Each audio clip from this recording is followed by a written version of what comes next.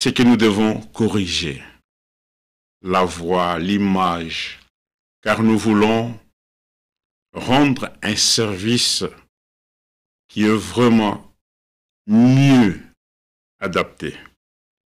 Aujourd'hui, nous n'allons pas prendre beaucoup de temps, nous ne voulons pas donner même pas nos opinions. Nous n'avons qu'un seul livre auquel nous prenons comme fondement de notre foi, c'est la Bible. Et cette Bible est la lumière. Nous croyons au retour de Jésus-Christ selon Jean 14 et nous croyons à la parole révélée. La lumière au temps de la fin, car le Seigneur accomplit sa parole suivant les promesses qui sont dites dans sa parole. En dehors des promesses de Dieu, il n'y aura jamais l'accomplissement de prophéties bibliques. Et toutes les promesses de Dieu, comme il est écrit, sont oui et amen. Ainsi, voilà, nous allons prendre une écriture ou deux que nous allons lire. Nous prenons Apocalypse, chapitre 2, chapitre 12, qui va nous permettre le temps que nous puissions partager la parole. Dans quelques temps, il est déjà midi 7 minutes au Canada. Dans d'autres pays, c'est déjà 18 heures. Les gens sont à la maison. Voilà pourquoi nous aimons un peu être en équilibre, pour qu'en ce moment, il y a ceux qui sont déjà en repos, ceux qui sont dans leur pause et ceux qui vont encore suivre nos émissions. C'est pourquoi nous vous disons que Dieu vous bénisse, vous qui mangez en ce moment. Que Dieu vous bénisse, vous qui êtes au point d'aller vous coucher dans d'autres continents. Nous prenons Apocalypse chapitre 2. Apocalypse chapitre 12, je ne pense pas. Ouais. Nous prenons Apocalypse chapitre 12, à son verset 7. 12, verset 11. C'est cela que nous voulons prendre. 12. Nous commençons au verset 10 et nous lisons la parole divine au nom du Seigneur. Et j'entendis dans le ciel une voix forte qui disait: maintenant le salut est arrivé, ainsi que la puissance, les règnes de notre Dieu et l'autorité de son Christ. Car il a été précipité l'accusateur de nos frères, c'est lui qui les accusait devant notre Dieu jour et nuit. Verset 11, c'est le verset clé. Ils l'ont vaincu à cause du sang de l'agneau et à cause de la parole de leur témoignage. Ils n'ont pas aimé leur vie jusqu'à craindre la mort. Nous prenons encore 1 Corinthiens. 1 Corinthiens chapitre 15. 1 Corinthiens chapitre 15, verset 7. 1 Corinthiens 15, verset 53 à 58, 56 à 53. 1 Corinthiens chapitre 15.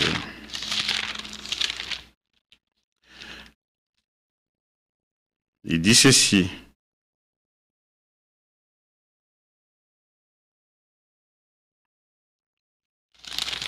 Le verset 56, il dit: l'aiguillon de la mort, c'est le péché, et la puissance du péché, c'est la loi. Mais grâce soit rendue à Dieu qui nous donne la victoire par notre Seigneur Jésus-Christ. Dans Apocalypse, il nous a été dit qu'ils ont vaincu. Le racheté du Seigneur ont vaincu. Et notre victoire nous l'avons en Jésus-Christ. Ainsi, chaque enfant de Dieu, qu'il soit fille ou garçon, homme ou femme, celui qui a été racheté par Dieu, il doit marcher avec l'assurance de ce que nous venons de lire. Ce qui fait notre Dieu très puissant, c'est la résurrection de Jésus-Christ d'entre les morts. Satan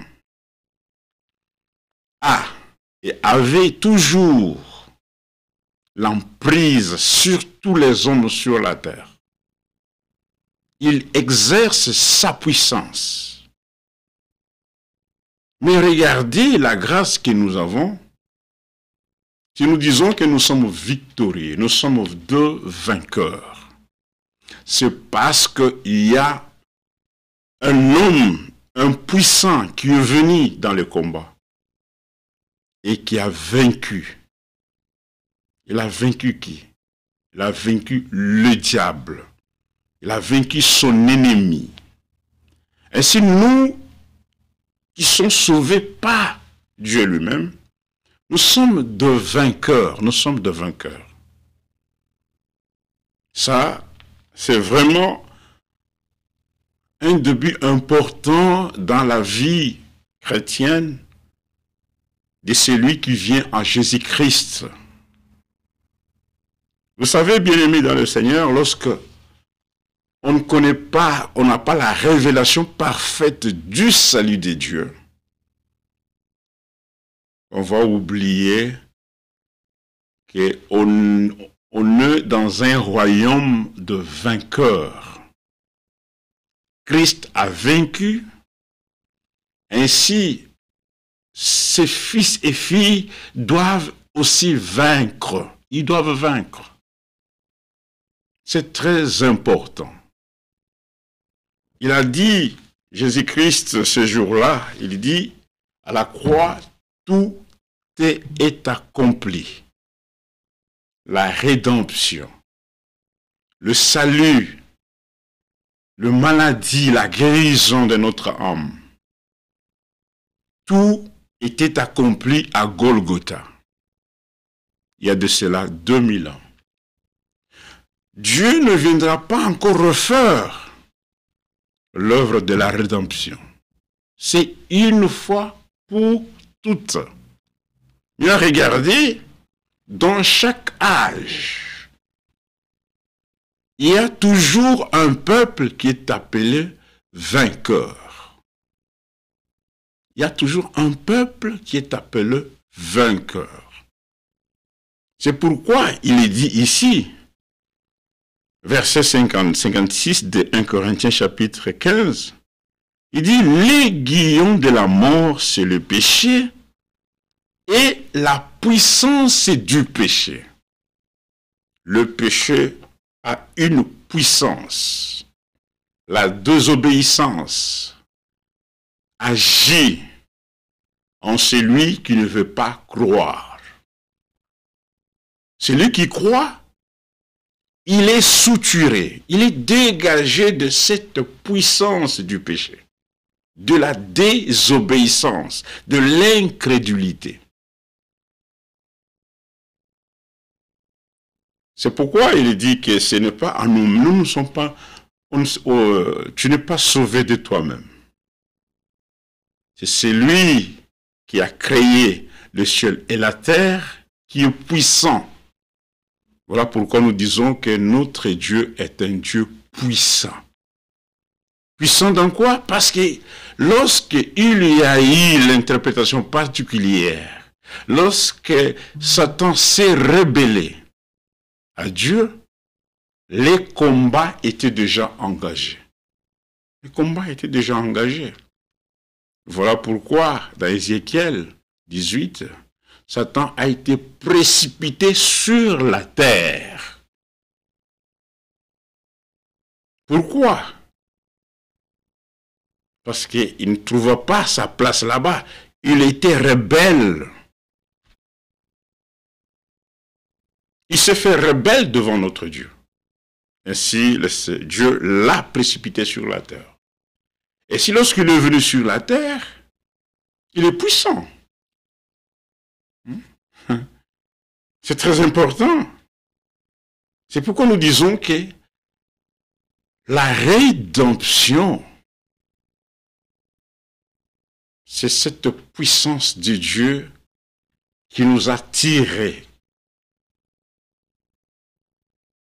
qui a fait que nous puissions quitter de l'état de la mort pour devenir des enfants des dieux vivants. C'est lui qui demeure encore dans le péché, cette puissance d'incrédulité. Au commandement de Dieu, plane sur lui. La puissance du péché plane sur lui. Et lorsque Satan s'est rébellé, il a été jeté sur la terre, il a pris aussi son armée, il avait aussi les anges qui l'ont suivi dans cette désobéissance. Ainsi, voilà pourquoi nous disons chaque jour, il y a toujours deux puissances. La puissance de l'ennemi et la puissance de Dieu.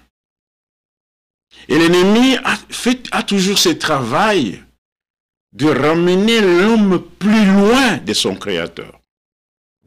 Ça, c'est le travail de l'ennemi. Il veut ramener toute personne loin de son Dieu, de son Sauveur. Il veut ramener toute personne loin de la parole de Dieu. C'est un travail de l'ennemi. Et lorsque lui vient, il manifeste l'œuvre de la chair, l'œuvre de la méchanceté. Voilà pourquoi il y a un conflit entre ceux qui sont dans le royaume de Dieu et ceux qui sont dans le royaume de l'Antichrist.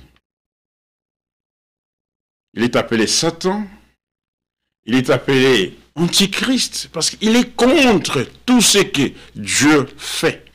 Il est contre Christ, il est contre la parole de Dieu. Et comment il le fait? C'est toujours par le refus total de la parole de Dieu. Il croit que Dieu existe. Il y tremble même. Mais il n'a pas la foi dans toute la parole de Dieu. Il n'a pas la foi. Il n'est pas obéissant à ce que Dieu dit. Il peut répéter ce qui est écrit. Il répète. Satan sait aussi lire. Nous ne voulons pas faire la publicité du diable, mais nous voulons montrer comment cette puissance agit. Pour connaître bien l'ennemi, comme nous l'avons écouté, chaque croyant dans ces temps ici doit connaître qu'il y a une puissance du péché, il y a une puissance de Satan. On ne doit pas négliger cela. Nous sommes dans une victoire. Nous sommes des vainqueurs. Et pour celui qui est vainqueur, il doit connaître l'ennemi, l'adversaire de Dieu. Satan est l'adversaire de Dieu. Satan est l'adversaire de la parole de Dieu. Satan est l'adversaire de la révélation de Dieu. Et lui, il s'élève dans tout. Le grand problème, c'est quoi? Il voulait se faire aussi. Toujours avec ses ambitions. Je veux être. Je veux faire ceci. Je serai aussi. Il veut aussi être adoré. Il veut être adoré. Mais de sa manière à lui. Il veut être adoré. Il était l'ange de la lumière. Quand on criait, il était aussi là-bas. Mes bien-aimés frères dans le Seigneur, comprenons d'abord que Christ nous a rachetés de la puissance du péché. Il nous a rachetés de cette puissance d'incrédulité. Ainsi, voilà pourquoi tout enfant de Dieu, en lui, il n'y a que l'obéissance à la parole divine. Il accepte, non pas par contrainte, mais il accepte parce que Dieu lui a parlé et il croit à ce que Dieu a dit. Celui qui n'accepte pas, il reste sous la puissance du péché de l'ennemi. Et cette puissance engendre toujours l'incrédulité. Et lorsque l'incrédulité commence à faire place dans le cœur de l'homme, et cette incrédulité engendre maintenant les œuvres de la chair. Regardez, Galates, ils ont vaincu. Nous avons une victoire. Ça, c'est ce que nous devons d'abord savoir. Galates, chapitre 5, nous lisons cela au nom du Seigneur. Prenons le livre des Galates, chapitre 5. Regardez comment Paul est en train d'exhorter nos frères. Et cela est aussi important dans le temps où nous vivons. C'est important pour ta foi, c'est important pour ma marche, c'est important pour notre vie chrétienne. C'est important pour notre vie de tous les jours. Que ce soit à la maison, au travail, à l'école, n'importe où. La parole de Dieu est importante pour notre vie. C'est elle, la parole, qui nous montre, qui nous fait voir, qui nous instruit comment la puissance de l'ennemi agit. Connaître la parole de Dieu est un don que Dieu accorde à ses enfants. Parce que celui qui reste ignorant dans les affaires de Dieu, il ne comprendra jamais et il sera toujours trompé. Les gens sont trompés parce qu'ils sont ignorants de la parole de Dieu. C'est pourquoi la Bible dit, heureux ceux qui lisent et ceux qui entendent les paroles de la prophétie et qui gardent les choses qui sont écrites. C'est dans Apocalypse, chapitre 1. Sont heureux ceux qui écoutent, ceux qui entendent. Pas ce que les gens disent, mais ceux qui entendent ce que la parole dit. Heureux sont ceux qui entendent ce que Dieu dit. Heureux ceux qui gardent ce qui est la volonté parfaite de Dieu et qui marchent dans cette volonté.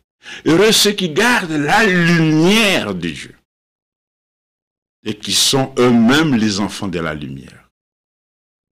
Que le Seigneur, par son Saint-Esprit, puisse entrer dans le cœur de chacun de nous, qu'il puisse illuminer notre âme, afin que nous puissions d'abord aimer la parole de Dieu. Parce que celui qui n'aime pas la parole de Dieu, il ne sera pas éclairé ou aidé par la parole. Le monde est sous la puissance du mal. Le monde ici est sous la puissance du mal. Ainsi, c'est pourquoi nous lisons Galates chapitre 5. Quand on parle d'une liberté, c'est que les gens avant étaient des esclaves. Il dit que c'est pour la liberté que Christ nous a affranchis.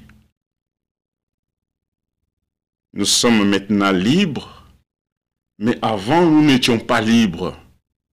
Nous étions esclaves de la puissance de Satan. Ainsi Paul, lorsqu'il écrit aux frères des Galates, il dit C'est pour la liberté que Christ nous a affranchis. Ainsi, comme il nous a affranchis, regardez les conseils de la parole, il dit, demeurez donc ferme. Et ne vous laissez pas mettre de nouveau sous les jougs de la servitude. Nous étions esclaves de la puissance du péché. Nous étions esclaves de la convoitise. Nous étions esclaves de la haine, du mensonge. Mais ayant accepté maintenant l'œuvre de Golgotha, ayant accepté, nous nous sommes approchés de Dieu. Nous sommes approchés, il nous a dit, venez au moi, je vous donnerai du repos. Et vraiment, les véritables croyants vivent les repos de Dieu. Le repos de Dieu n'est pas dans une assemblée, le repos de Dieu est en Dieu lui-même. C'est pourquoi la Bible dit, venez à moi vous tous qui êtes fatigués. Et si quelqu'un ne veut pas aller à celui qui invite, il sera toujours fatigué. C'est lorsque nous acceptons l'invitation, nous nous approchons de celui qui nous a appelés, c'est là que lui, il nous donne encore la force, il nous enlève la fatigue. Il nous console par sa parole. Mais tant que tant que vous restez dans votre position, le Seigneur ne va pas vous aider, ne va pas faire son œuvre en vous. C'est d'abord que nous acceptons. Le problème qu'a l'homme aujourd'hui, c'est d'accepter ce que Dieu a fait. Nous devons seulement accepter ce que Dieu a fait en Jésus-Christ. D'accepter les dons qu'il a donnés à l'humanité pour être sauvé. Et étant déjà affranchis par le Seigneur, affranchis par la parole, affranchis par l'Esprit de Dieu, nous marchons maintenant étant libres en Christ, pas en dehors de Christ. Nous sommes libres en Christ, étant déjà affranchis.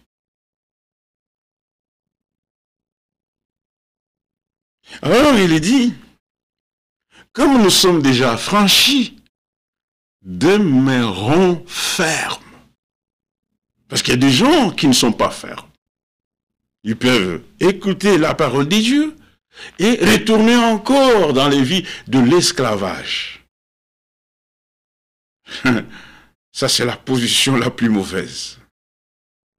Lorsque nous écoutons la parole de Dieu, le Saint-Esprit nous exhorte de rester fermes. Vous savez, lorsque nous restons fermes, fermes à quoi? Il faut rester ferme à toute proposition du diable. Ce n'est pas parce que lorsque vous acceptez Christ, que le diable ne viendra pas vous proposer. Il va toujours venir avec des propositions. Ça, c'est important, frère. Nous devons demeurer fermes, fermes, fermes. Regardez, lorsque le Seigneur, Jésus-Christ, était sur la terre, après avoir été baptisé, après le jeûne, le diable est allé devant lui avec des propositions. Si tu es fils de Dieu, change ce pain, ce pierre en pain.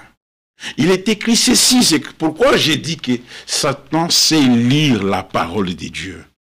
Il connaît lire, il connaît. Mais ce qui fait le problème, c'est qu'il ne garde pas les choses qui sont écrites. Il n'accepte pas la révélation de Dieu. Satan n'a pas la foi dans ce qu'il lit. Ainsi, nous, la particularité que notre Dieu nous a donnée, c'est d'accepter et de croire et de marcher dans l'assurance. Nous ne sommes pas esclaves de la puissance du péché. Non. Si le Fils vous affranchit, vous serez réellement libre. Mais cette liberté dans une limite de la parole de Dieu. Une liberté en Christ. Nous sortons, nous partons à répondre à l'appel de Jésus-Christ, de notre Dieu.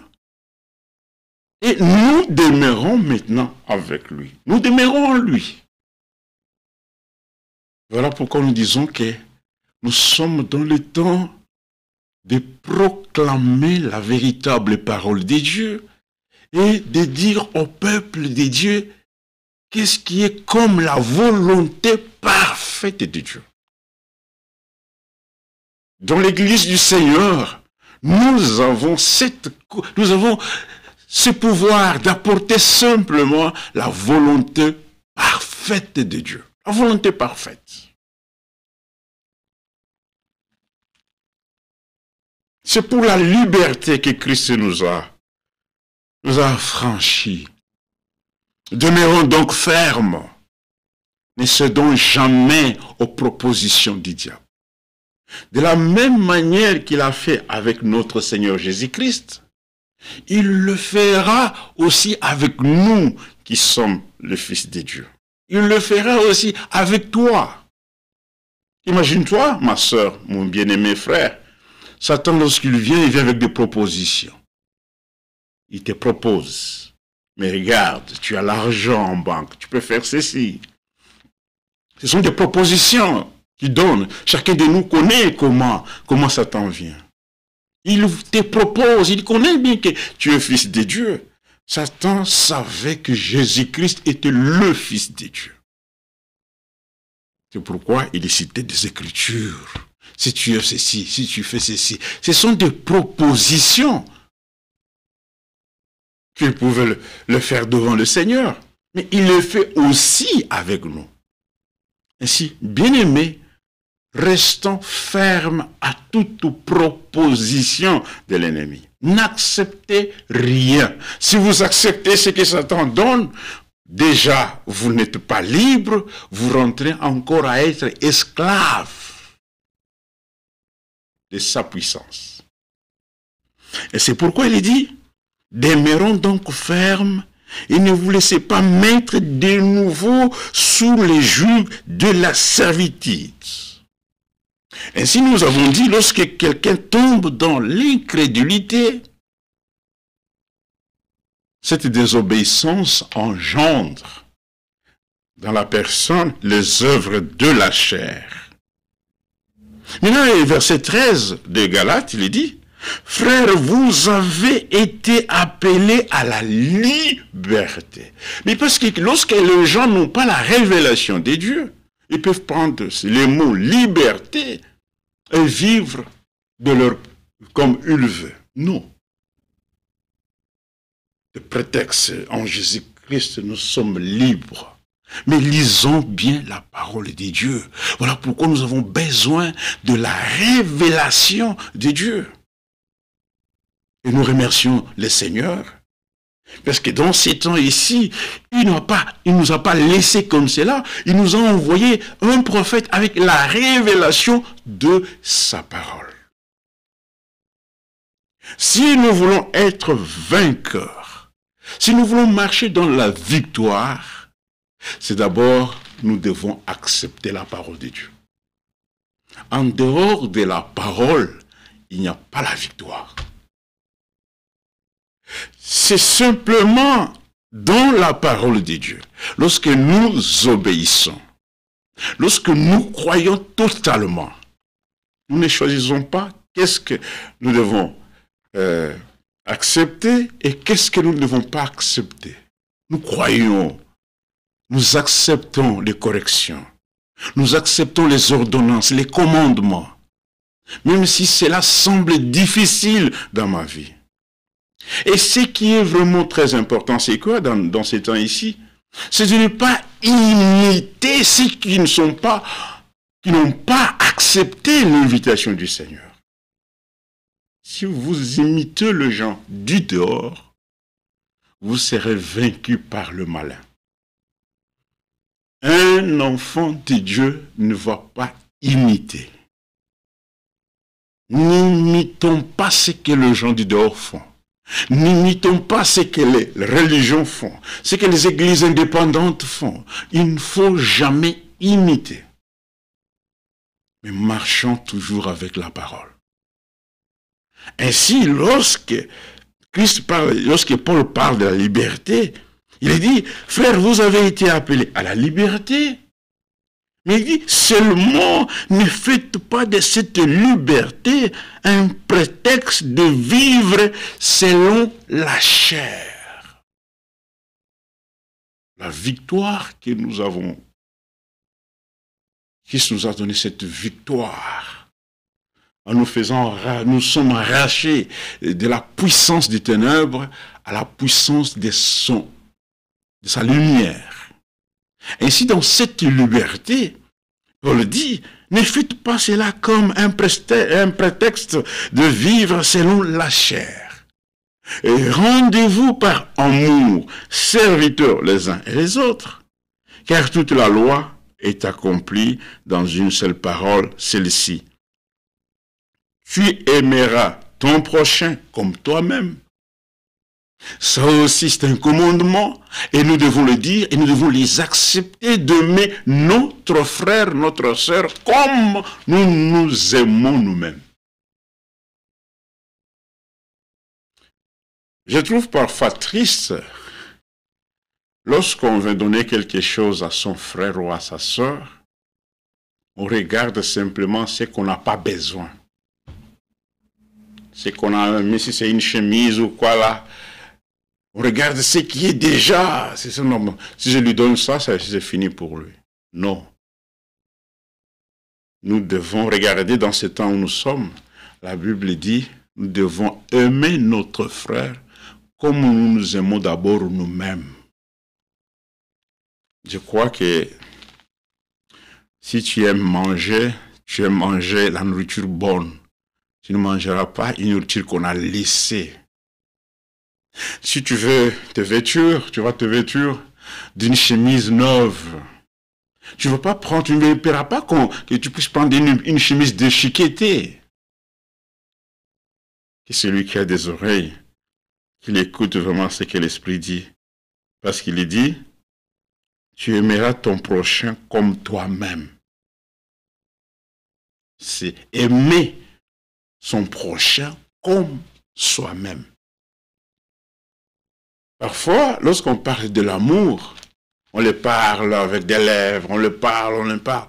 Mais cela ne peut pas rester simplement une prédication. Oui, le Saint-Esprit nous a fait connaître cela par la bouche de ses serviteurs.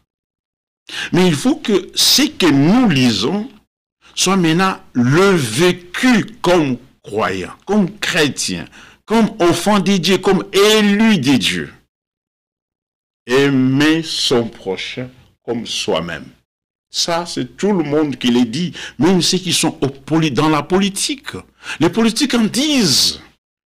Vous allez écouter même les gens prêcher, parler sur l'amour de Dieu. Mais cet amour est déversé simplement à ceux qui sont nés engendrés de lui, à ceux qui acceptent, qui sont victorieux. Nous devons vaincre. Nous devons vaincre, mon frère. Christ a déjà fait tout pour nous. Mais dans notre temps maintenant, nous devons aussi palper cette victoire. Parce que nous sommes nés dans le péché. Nous avons été retirés de la puissance. Ce n'est pas que lorsque tu es retiré de la puissance de l'ennemi, et que tout allait le même jour, tu es devenu parfait. Voilà pourquoi, chaque jour, nous disons, nous devons marcher avec le Seigneur. Le corps, ici, c'est un corps qui est encore vendu au péché. Voilà pourquoi nous avons besoin d'écouter la parole chaque jour. Aimer son prochain comme on s'aime soi-même. Mais parce que dans l'amour, il n'y a pas de guerre. Les gens se font de guerre parce qu'ils n'ont pas le véritable amour de Dieu. Et dans le monde où nous vivons, des associations se forment sous des intérêts. L'ONU, c'est intérêt, l'Union européenne, intérêt, le bloc de l'Est, le bloc au Canada, États-Unis, c'est toujours les intérêts qui priment. C'est ça. Avec la notion de l'État, la notion d'une nation, c'est toujours sur les intérêts. Si ces gens-là avaient l'amour, ils ne devaient pas se faire de la guerre. Mais ainsi, regardez, c'est pourquoi Paul dit, il dit, mais si vous vous mordez et vous vous dévorez les uns et les autres, ce n'est pas aux païens qu'il est dit. Il est dit à ceux qui ont été appelés, aux bien-aimés. Regardez Galates chapitre 1. Il est dit, regardez, Paul, il dit ceci, Paul, apôtre, non de la part des hommes, ni par un homme, mais par Jésus-Christ et Dieu le Père, qui l'a ressuscité de mort, et tous les frères qui sont avec moi aux églises de la galaxie, aux frères, et aux églises, aux assemblées physiques. Ainsi, il dit, vous qui êtes dans ces églises-là, le ministère de Paul a été donné pour que l'Église puisse en bénéficier. Voilà pourquoi il dit, le verset 15 de Galates chapitre 5, il dit, mais si vous vous mordez, l'Esprit voit que vraiment les gens qui étaient à Galates, ils n'avaient pas le véritable amour, mais ils se mordaient les uns et les autres. Et vous vous dévorez les uns et les autres. Mordre, on peut mordre comme ça, et on laisse. Mais l'Esprit nous dit, les gens se dévorent même, s'entréchirent. Quand on dévore quelque chose, c'est-à-dire, on ne veut pas que cette chose puisse avoir la vie. Quand on mord, laissez pas la mordue. La personne peut aller à l'hôpital et on peut les soigner. Mais ici, à part se mordre les uns les autres, ces gens-là, qu'est-ce qu'ils font? Ils se dévorent les uns les autres. Ils se dévorent les uns les autres. Ils se dévorent les uns et les autres.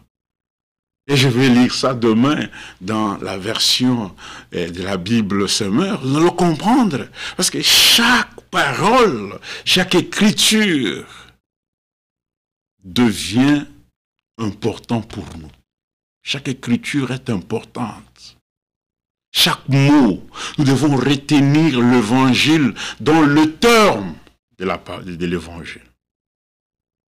Ne nous mordons pas les uns et les autres. Nous avons une victoire. Mais regardez, parfois ils se mordent et ils se dévorent les uns et les autres. Parce qu'il y a des gens qui ne veulent pas que l'autre puisse vivre avec sa présence. Les jeunes, si la présence d'un frère te gêne dans l'assemblée, tu es encore sous la puissance de l'ennemi. C'est l'ennemi qui fait cela. Tu ne veux pas voir une sœur. Hein? Oh Seigneur. Il dit, prenez garde que vous ne soyez détruits les uns par les autres. La destruction d'une église du Seigneur. Ça se fait toujours par ses membres. Mais si le Saint-Esprit nous dit, ne le faites pas, ne vous mordez pas les uns avec les autres, parce que vous êtes un corps. Et dans le corps de Christ, 1 Corinthiens chapitre 12, Dieu a disposé le membre de tel que chaque membre puisse aider l'autre membre qui est faible ou inférieur. Ainsi, il dit, j'ai dit donc, marchez selon l'esprit, et vous n'accomplirez pas les désirs de la chair. Si nous voulons bien marcher avec le Seigneur, soyons sous la conduite de l'Esprit de Dieu. Nous devons marcher sous l'Esprit de Dieu. Chanter, conduit par l'Esprit de Dieu. Lorsque nous voulons écouter la parole, que ce soit toujours l'Esprit de Dieu. Lorsque nous voulons même entonner, que l'Esprit puisse nous conduire. Parce que dans la victoire que nous avons, c'est l'Esprit qui nous conduit. Le consolateur, l'Esprit de la vérité. Parce que celui qui n'est pas conduit par l'Esprit de Dieu, il sera conduit par l'Esprit antichrist. Il se fait religieux. Lorsque cet esprit saisit quelqu'un, qu'est-ce qu'il fait? Il devient membre déjà comme un instrument pour détruire l'œuvre du Seigneur. Mais cette œuvre ne peut pas se détruire. Voilà pourquoi il nous est recommandé de marcher selon l'esprit. Et vous n'accomplirez pas les désirs. C'est pourquoi il dit, car la chair a des désirs contraires à ceux de l'esprit. Cette chair, notre victoire, pourquoi nous devons vaincre? Parce que l'ennemi vient toujours avec des propositions. Il peut te proposer, regarde ça, avec l'argent que tu as, le travail que tu as. Dans le pays où tu es, tu as une maison. Il te propose, dans la chair, tu as des désirs d'avoir une femme, d'avoir un homme. Il te propose. Mais tu peux en avoir, tu peux chercher, tu peux choisir, être avec celle-là, être avec celle-ci. Mais c'est toi. Ce sont des propositions de Satan. C'est Satan qui propose. Il a proposé au Seigneur et il a le même mode d'opération. Il opère de la même manière. Il utilise beaucoup de modes.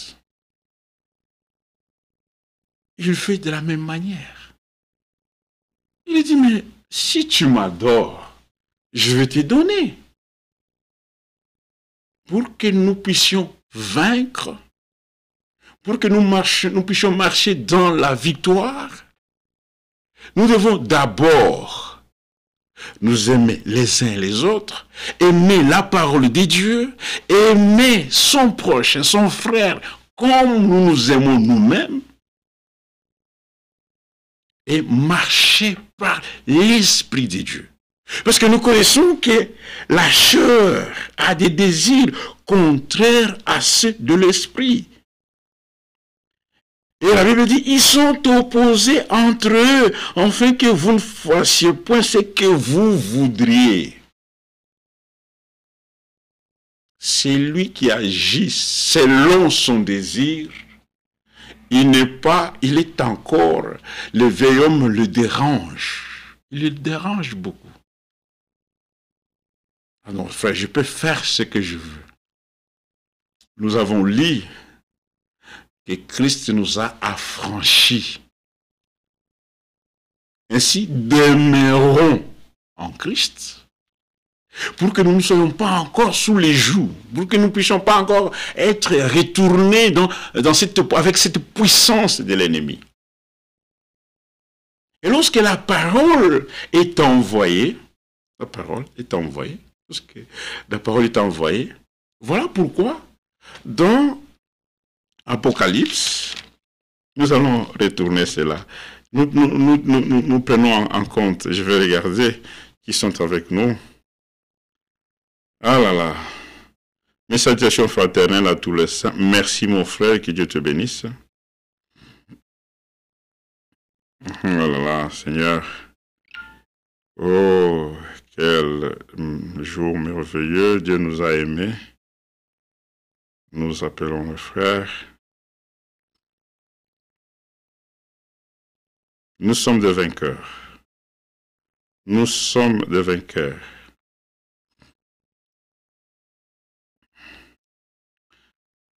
Oh là là.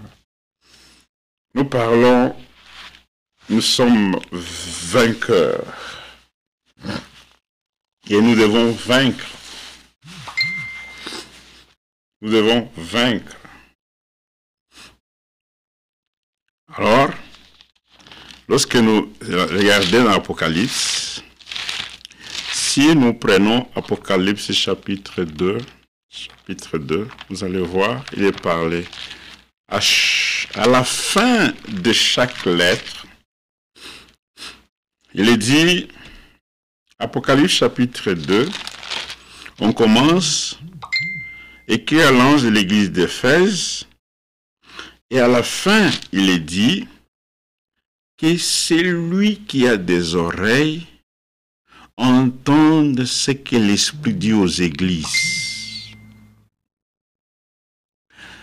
Si nous prenons encore le verset 8, il est parlé de l'âge de Smyrne. À la fin de la lettre, l'Esprit dit que celui qui a des oreilles entende ce que l'Esprit dit aux églises. Si nous prenons encore Apocalypse 2, 17, que celui qui a des oreilles entende ce que l'Esprit dit aux églises. Maintenant, regardez. D'abord, pour vaincre, nous sommes dans l'obligation que nous écoutions d'abord la parole de Dieu. Il faut que nous écoutions la parole de Dieu. On ne peut pas vaincre comme cela sans avoir obéi d'abord à la parole. Il faut que nous écoutons la parole donnée, et c'est à partir de cette parole, lorsque nous acceptons totalement, étant obéissants, que nous pouvons être appelés vainqueurs. Dans ces domaines du combat, c'est là où il y a beaucoup de mélange dans des églises par-ci et par-là.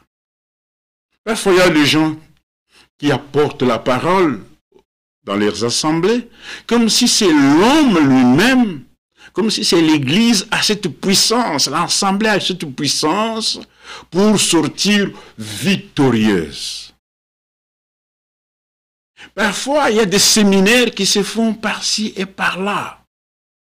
Comment être vainqueur? Des séminaires, les gens font des séminaires. Et en prenant toujours des écritures, mais qui sont mal placées et n'ayant jamais reçu la révélation de Dieu. Pour que nous puissions être vainqueurs, pour que nous puissions vaincre Satan, nous devons d'abord écouter, accepter la parole de Dieu. Mais nous prenons l'exemple du Seigneur. Si Satan a échoué, c'est parce que Jésus-Christ lui-même était la parole de Dieu. Voilà pourquoi ce que nous avons lu dans Apocalypse chapitre 2, verset 7, vous allez voir, il est écrit que celui qui a des oreilles entende ce que l'Esprit dit aux églises. L'Esprit parle. Sans la parole de Dieu, même si vous faites jeûne de 160 jours, vous allez entrer avec des esprits, et vous sortirez avec des esprits. C'est très important. N'allez pas vous mettre dans des gênes pour que vous sortez vainqueur sans que vous ne respectez pas la parole de Dieu, sans que vous n'obéissez pas à la parole de Dieu. D'abord, la parole de Dieu. C'est comme ça que le Seigneur a vaincu.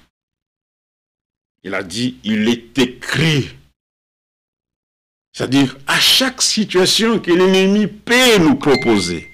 Mais regardons que dit la parole de Dieu. Il faut que nous regardions, la parole me dit quoi? Parce que beaucoup de gens, nous sommes des vainqueurs. Nous voyons des gens faire de publicité, de séminaires pour de vainqueurs. Est-ce que pour vaincre, il faut faire de séminaires? Non. Non. Acceptez la parole de Dieu. Nous devons écouter ce que l'Esprit dit à l'Église. Qu'est-ce que le Saint-Esprit dit? Pour que nous marchions dans l'Esprit, il faut d'abord que nous écoutions la parole. Qu'est-ce que l'Esprit dit pour moi en ces temps-ci? Les gens, comme je l'ai dit, les gens font des gênes, mais ils négligent la parole de Dieu.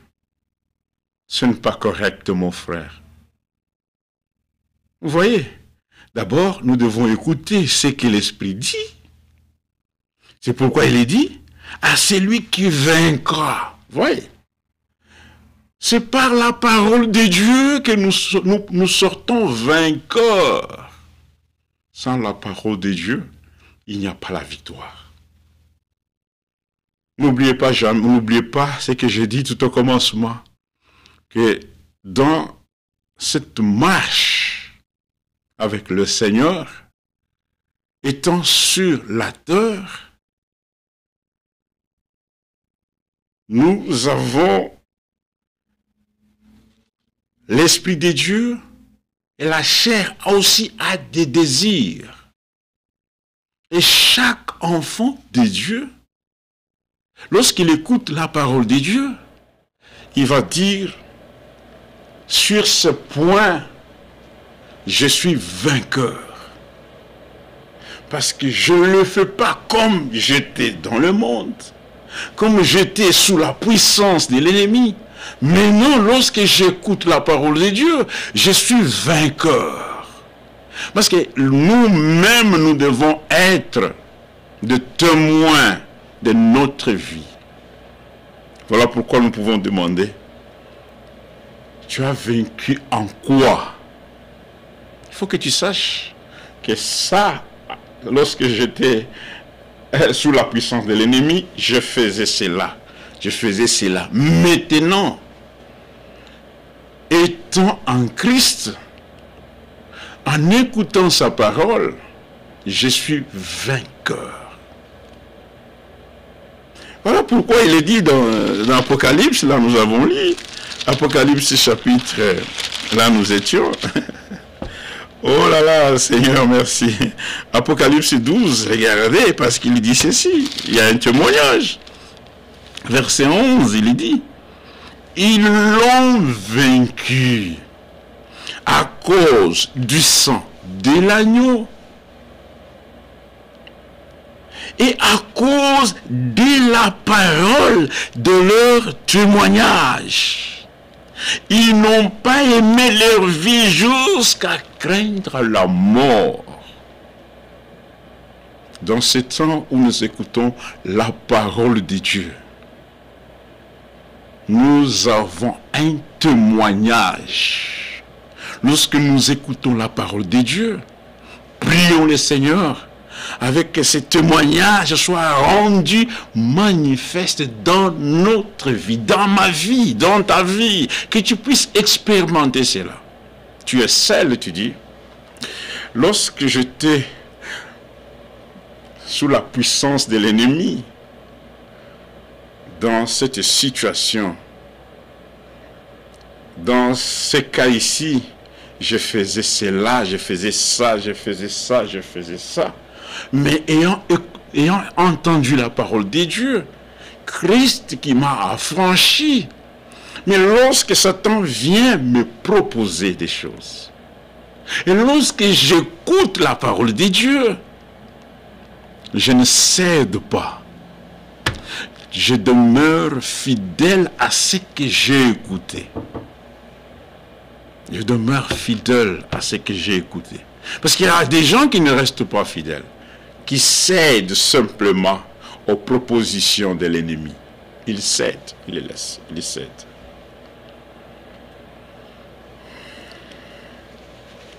Aïe, aïe, aïe. Que le Seigneur puisse nous aider à comprendre que nous faisons maintenant partie de vainqueurs. Et lorsque nous écoutons la parole de Dieu, Dieu veut que nous puissions vaincre. Nous puissions expérimenter sa parole à lui. Et que nous puissions marcher selon l'esprit. Que nous ne puissions pas oublier que lorsqu'on appelle une église, c'est ceux qui sont sortis d'eux. On ne sort pas de soi-même, c'est quelqu'un qui nous fait sortir. C'est Dieu qui a dit à Moïse, par sa puissance, c'est Dieu qui a fait qu'Israël puisse quitter l'Égypte et qu'il puisse entrer dans l'Exode. Et le même Dieu est toujours le même hier, aujourd'hui et éternellement. Jésus-Christ, c'est celui qui t'a retiré là où tu étais. Mais maintenant, par sa parole, nous avons accès à toute la bénédiction de Dieu.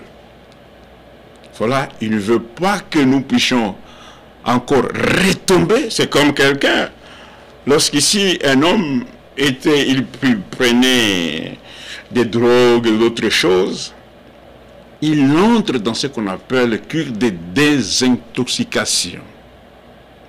Et si un jour il retombe encore à prendre encore des choses illicites, qu'est-ce que les gens disent? Il a fait une rechute. C'est-à-dire, il est retourné à consommer, à boire.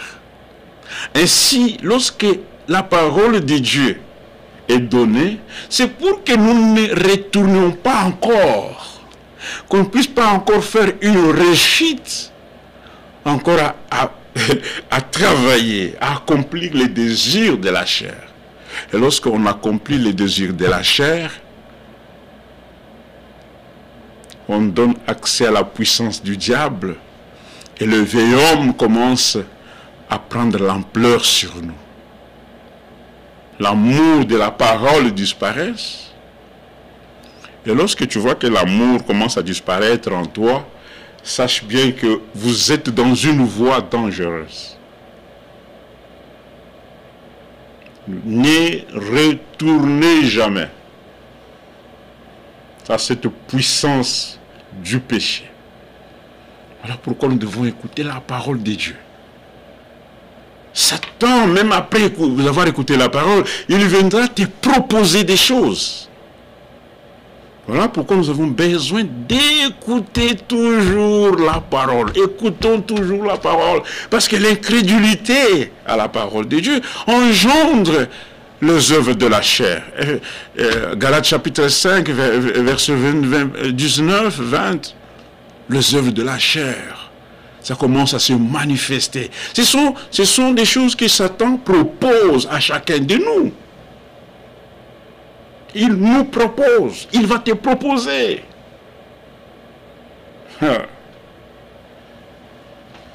Nous sommes vainqueurs. Et nous devons demeurer fidèles. Nous ne devons pas encore rentrer dans la puissance du péché. Nous avons cette obligation d'écouter la voix de Dieu. Pour que nous puissions être vainqueurs, écoutons d'abord ce que l'Esprit dit à l'Église. C'est comme ça que le Seigneur il est sorti vainqueur. C'est par la parole de Dieu.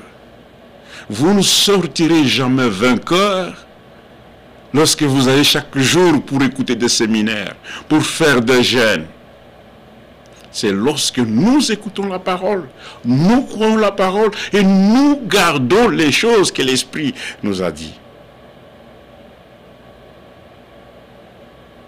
Un vainqueur doit écouter la parole, doit écouter ce que l'Esprit dit. 1 Jean chapitre 4. Nous sommes en train d'aller lentement. Et Dieu voulant, demain nous serons encore en ligne. Si Dieu nous donne la vie, écoutez.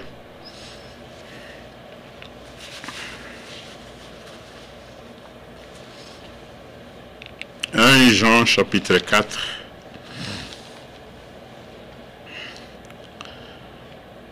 Bien-aimés, n'ajoutez pas foi à tout esprit. » Parce qu'il y a des gens... Il y a des enfants de Dieu qui aiment écouter toute prédication. Comme nous disons toujours, n'ajoutez pas foi à tout esprit, mais éprouvez les esprits pour savoir s'ils sont des dieux. Ceux qui sont de vainqueurs, ils écoutent la parole de Dieu. Et ils regardent, ils doivent examiner, éprouver si c'est là est la pensée exacte de Dieu. Parce qu'ils ont la connaissance de la vérité. Ils sont dans les véritables. Alors il dit, nous devons éprouver pour savoir s'ils sont des dieux, car plusieurs faux prophètes sont venus dans le monde. Des faux prophètes, ils sont venus dans le monde. Plusieurs faux prophètes sont venus dans le monde. Verset 4, il dit, vous petits enfants, vous êtes de Dieu et vous les avez vaincus. Jésus-Christ est le vainqueur. Et chaque enfant de Dieu qui est né de sa parole, il est dans l'obligation de vaincre. Il est dans l'obligation de vaincre. Nous avons cette obligation de vaincre. De ne pas encore retomber, faire la rechute pour encore retourner dans la puissance de l'ennemi. Vous les avez vaincus parce que celui qui est en vous est plus grand que celui qui est dans le monde. Voilà pourquoi nous voulons que Jésus-Christ fasse demeure en nous, afin qu'il puisse nous conduire dans toute la vérité. Verset 5, il dit, « Et ils sont du monde, c'est pourquoi ils parlent d'après le monde. »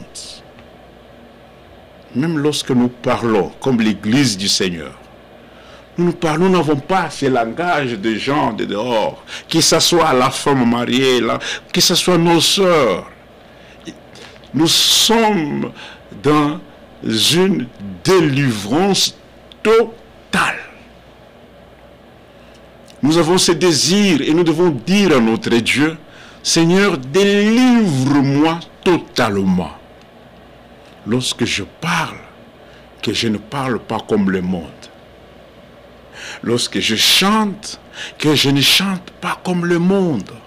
Lorsque je m'habille, que je ne m'habille pas comme le monde. Parce que Satan vient toujours avec des propositions. Mais prends ça, ce n'est pas un problème. Dieu est dans les cœurs. Mais toi, ça c'est toi. Vous voyez, ce sont toujours des propositions que Satan vient. Il vient donner chaque jour. Voilà pourquoi nous devons rester toujours attachés à la parole. Nous ne sommes pas du monde.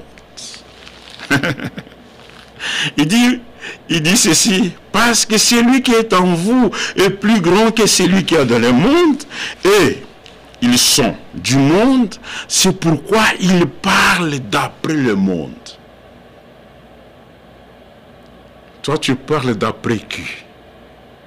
Lorsque tu t'habilles d'après qui? D'après de vedettes? N'imitons pas le monde. Il faut vraiment que celui qui est en nous soit celui qui change. Alors il dit, et le monde les écoute. Maintenant, verset 6, il dit, nous sommes de Dieu. Celui qui connaît Dieu nous écoute. Celui qui n'est pas de Dieu ne nous écoute pas. C'est vraiment la chose la plus simple. Ceux qui sont fils de Dieu écoutent la parole de Dieu. Obéissent à la parole de Dieu. Mais celui qui est encore dans l'autre côté du monde, celui qui veut satisfaire le monde, qui veut que tout le monde puisse le voir, il va faire toutes choses pour que le monde puisse le voir. Il aura des idoles, comme les gens le disent, de vedettes. Il va s'habiller comme de vedettes. Mais ce n'est pas comme cela que nous, le Saint-Esprit, nous enseigne. Nous devons garder, entendre ce que l'Esprit dit à l'Église. Nous devons entendre ce que l'Esprit dit. Si nous voulons connaître la volonté de Dieu, écoutons la parole de Dieu. N'écoutons pas ce que les gens disent. Ne soyons pas sous l'influence des gens. Parce que beaucoup veulent satisfaire les gens. Oh Seigneur. Celui qui connaît Dieu nous écoute, et celui qui n'a pas Dieu ne nous écoute pas. C'est par là que nous connaissons l'esprit de la vérité et l'esprit de l'erreur. Celui qui a l'esprit de la vérité, il écoute la parole de Dieu. Mais celui qui a l'esprit de l'erreur, il sera toujours, en tout le temps, lié par cet esprit. Ainsi voilà, des Corinthiens, chapitre 10, à son verset 3, l'apôtre Paul donne un conseil. Cela aussi est important pour nous. Des Corinthiens, chapitre 10, il dit ceci. Verset 3. Si nous marchons dans la chair, nous ne combattons pas selon la chair. Car les armes avec lesquelles nous combattons ne sont pas charnelles. Et dans les combats où nous sommes engagés, nous devons prendre les armes de Dieu. Prendre toutes les armes de Dieu. Ephésiens chapitre 6. Je vais rentrer ici. Prendre dans le combat où nous sommes, n'allez pas combattre avec les armes de l'ennemi parce que tu es vaincu. Comment tu vas combattre l'ennemi avec ses armes? Nous aimons la parole de Dieu parce qu'elle est claire. Ephésiens chapitre 6. Il dit ceci, verset 10, au reste, fortifiez-vous dans le Seigneur. Il n'est pas dit que non, parlez-vous le mal des animaux et commencez à vous mater, vous voulez que vous sortez. Non, fortifions-nous dans le Seigneur. Et par sa force toute-puissante, revêtez-vous de toutes les armes de Dieu. Et lorsque nous sommes fortifiés par la parole, nous avons la force. C'est simplement lorsque tu as la force que tu peux prendre les armes de Dieu. Voilà pourquoi lorsque quelqu'un est encore avec des problèmes, on ne vient pas encore l'enfoncer. Parce que là, il est déjà à terre. On ne peut pas encore l'enfoncer. Notre travail, notre but, nous voulons qu'il soit relevé, qu'il soit debout, Que le Saint-Esprit puisse encore le fortifier. Parce qu'on ne peut pas mettre, on ne peut pas prendre les armes, parce que s'il n'a pas la force. Seigneur, revêtez-vous de toutes les armes de Dieu, afin de pouvoir tenir ferme contre le ruse du diable. Il est rusé, le diable est rusé. C'est pourquoi il dit, car nous n'avons pas à lutter contre la chair et les sangs, mais contre les dominations, contre les autorités, contre le prince de ce monde. Retournons dans 2 Corinthiens, les combats. Nous sommes dans un combat et c'est là où nous devons sortir vainqueurs. Nous sommes plus que vainqueurs en Jésus-Christ. Et voilà pourquoi il dit, notre combat n'est pas le combat, ce n'est pas un combat charnel, mais les hommes que nous avons, elles sont puissantes par la vertu de Dieu pour renverser des forteresses. Nous renversons les raisonnements et toute hauteur qui s'élève contre la connaissance de Dieu.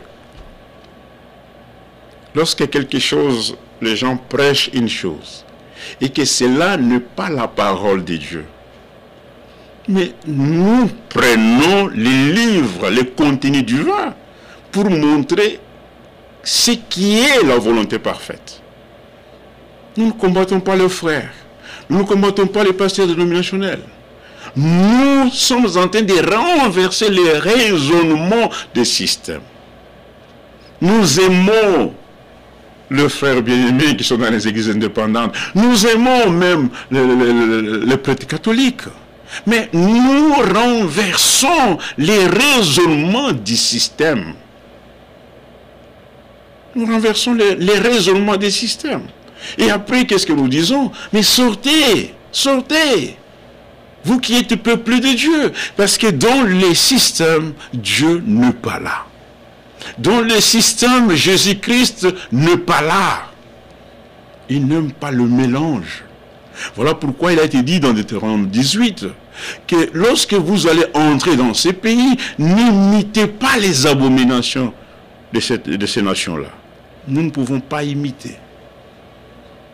La vertu que nous avons par la parole, c'est pour renverser tout raisonnement qui s'élève au-dessus de la volonté de Dieu.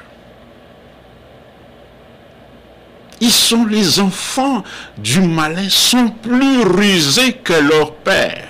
Ils sont plus rusés. Ils prennent la parole de Dieu, une partie, et ils mélangent cela avec des dogmes. Ils mélangent cela avec des traditions. C'est très important. Et lorsque on te présente ces églises-là, lorsque toi tu vas voir l'ambiance, l'atmosphère et tout ce qu'on va te donner, tu cèdes. Tu as cédé aux propositions de l'ennemi. Regarde, si tu es Jésus-Christ est ton sauveur. Il n'a pas cédé. Il n'a pas cédé. Il n'a pas cédé. Parce que tu peux écrire que tu es vainqueur. Est-ce que réellement ce que tu écris, es-tu vainqueur selon la parole de Dieu ou selon tes idées à toi? Mais lorsque nous parlons de ceux qui ont vaincu, nous devons vaincre par la parole. Nous devons vaincre à cause du sang. Nous devons vaincre, rester ferme à toute proposition. Je répète ces mots. Satan peut te proposer. Il propose à chacun de nous d'une manière et d'une autre. Il propose. Il dit si tu fais ça. Parce qu'il est dans la ruse. Voilà pourquoi Dieu a envoyé cette parole de correction. Lorsqu'il envoie un messager, lorsqu'il envoie un prophète, c'est pour que le peuple qui était écarté puisse retourner et adorer, retourner dans sa demeure. C'était ça le but du prophète dans l'Ancien Testament. Faire retourner le peuple vers la véritable adoration. À une véritable adoration. Élie a dit ceci, 1 Roi chapitre 18, qu'il sache que toi tu es Dieu. Voilà pourquoi dans ces temps ici, mon frère bien-aimé, nous arrivons déjà à la fin. La parole que nous apportons, c'est pour renverser tous les raisonnements qui s'élèvent au-dessus de la parole de Dieu. Tout raisonnement. Et pour que tu sois vainqueur, tu dois écouter d'abord ce que l'Esprit dit à l'Église. Tu dois écouter. Pour le salut, nous avons besoin de Dieu. Même pour la victoire, même pour le combat, nous avons toujours besoin de Dieu. Jésus-Christ est la solution à notre salut. Jésus-Christ est la solution à la maladie. Il est la solution à tous les problèmes. Que Dieu vous bénisse richement. Regardez, avant que je vais lire des écrits, parce que demain on commence autre chose. Regardez ce que la Bible dit. Nous avons déjà parlé de Timothée chapitre 4. De Timothée chapitre 4, la Bible dit ceci. Seigneur, fais-nous grâce de comprendre ces choses et de mettre cela en pratique. De Timothée chapitre 4, verset 7, il dit ceci. Il dit, car pour moi, je sers déjà des libations et le moment de mon départ approche. J'ai combattu le bon combat. J'ai achevé la course. Tout véritable croyant sur la terre doit combattre un beau combat. Il faut que nous sortons vainqueurs. C'est pourquoi j'ai dit, il faut que toi-même tu puisses expérimenter ce qui t'influençait beaucoup quand tu étais dans la puissance de l'ennemi. Qu'est-ce qui t'influençait beaucoup à faire? Il doit y avoir un changement. Étant dans la chair, et ce que l'ennemi fait, ce que la puissance de l'ennemi nous poussait à faire, et maintenant que nous sommes appelés enfants de Dieu, fils de Dieu, il doit y avoir un changement. Paul dit, il a combattu un bon combat de la foi. C'est ce que Paul dit. Il a achevé la course. Il a gardé la foi. La foi vient de ce qu'on entend. Tu ne peux pas combattre si tu n'as pas la parole de Dieu. Il faut que la parole... Il faut d'abord, pour être vainqueur, nous devons écouter ce que l'Esprit dit à l'Église. Ainsi il dit, désormais la couronne de justice m'est réservée. Le Seigneur, le juste juge, me la donnera dans ces jours-là. Et non seulement à moi, mais encore à tous ceux qui auront aimé son avènement. Jean chapitre 5, verset 5, et c'est là où je vais... Écoutez, 1 Jean chapitre 5, verset 5, il dit, nous connaissons que nous aimons les enfants de Dieu lorsque nous aimons Dieu et que nous pratiquons ses commandements. Car l'amour de Dieu consiste à garder ses commandements. Et ces commandements ne sont pas pénibles, car tout ce qui est né de Dieu triomphe du monde. Le vainqueur sont simplement ceux qui sont sous le sang de Jésus-Christ. C'est ceux qui sont nés de Dieu. Et comment nous sommes nés? La Bible nous dit, c'est par l'engendrement, par sa parole. Vous aussi, après avoir écouté, que ce soit la parole de la vérité, une parole pure, pas une parole mélangée avec des idées humaines, des traditions humaines. Et la victoire triomphe du monde, c'est notre foi. Qui est celui qui triomphe du monde? Si c'est celui qui croit que Jésus-Christ est le Fils de Dieu. Jean 6, 33. Et par là, nous finissons. C'est Jean 6, verset 33, il dit ceci. Jean chapitre 6, verset 33.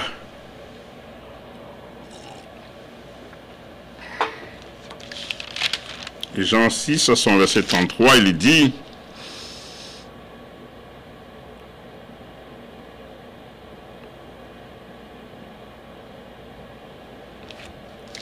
Jean 6, verset 32, il dit,